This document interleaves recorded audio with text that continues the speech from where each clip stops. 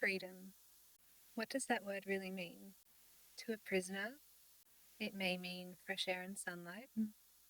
To a bird, the ability to spread its wings and fly free. While to an ant, it may simply be the ability to roam and find food for its tribe. One word that seems so simple on the surface, but I think it carries far more depth than what one might originally think it entails.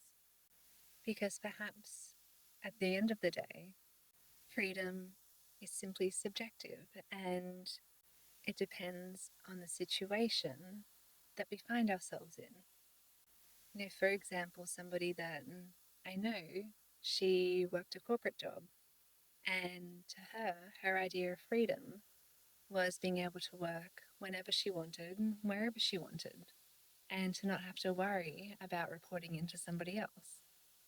But when she made that dream a reality, she soon realized that with it came a whole new cage of being responsible for finding income, responsible for her own deadlines, responsible for working towards what she wanted.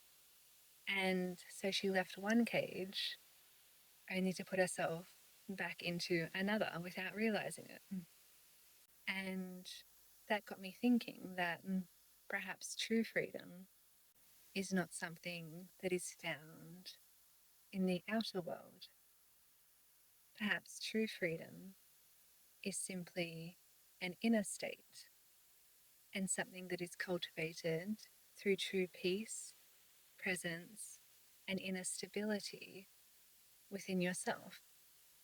Perhaps true freedom is the ability to move through life with whatever it throws at you and remain unshaken, to remain whole within yourself despite what happens around you.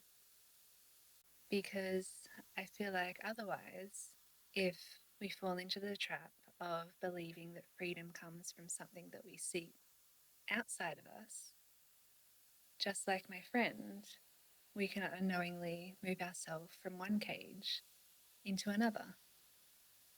But likewise, we also need to be aware of where we are currently caging ourselves. Because otherwise, I think it becomes quite easy to make a home in something that is simply a cage.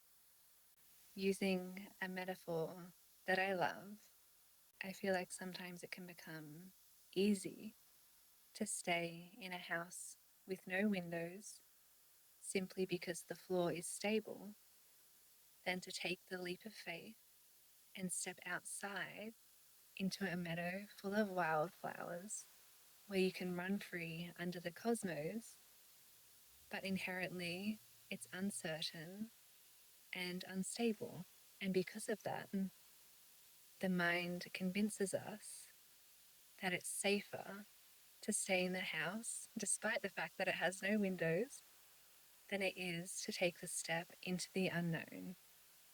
And I guess that's ultimately because a cage is still a cage. But at least if we know that it's a cage, it becomes familiar. And even if we're unhappy, it means that we still feel some semblance of safety simply because it's known. And that's not necessarily because that cage is safe.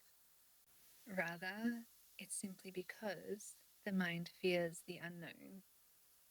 And so it will do everything that it can to convince us that where we currently are is safer than where we could be, even if it is blatantly obvious that where we are is constricting our movements and restricting our ability to experience a full life filled with happiness and love.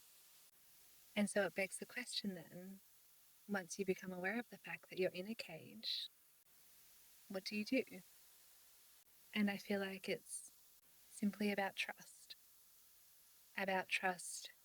in yourself to step out of the cage and to tackle or to face whatever comes next.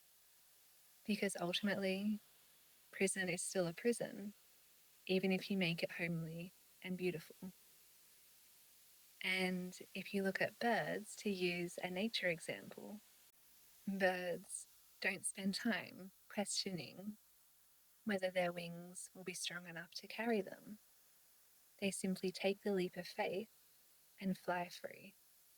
And through that leap of faith, lo and behold, their wings are strong enough to carry them, and therefore they can fly free.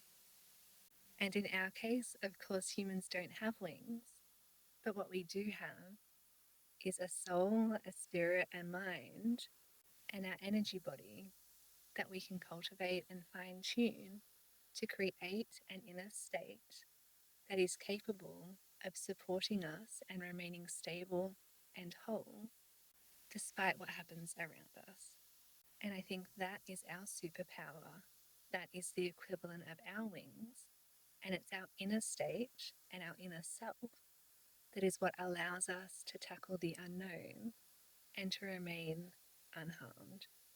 It's our inner self that is able to soothe the mind and acknowledge that, yes, taking a leap of faith into the unknown might be scary, but ultimately, staying stuck in a cage that we have convinced ourselves is a home is even scarier. And so it's about trusting yourself to be able to hold still despite what life throws at you.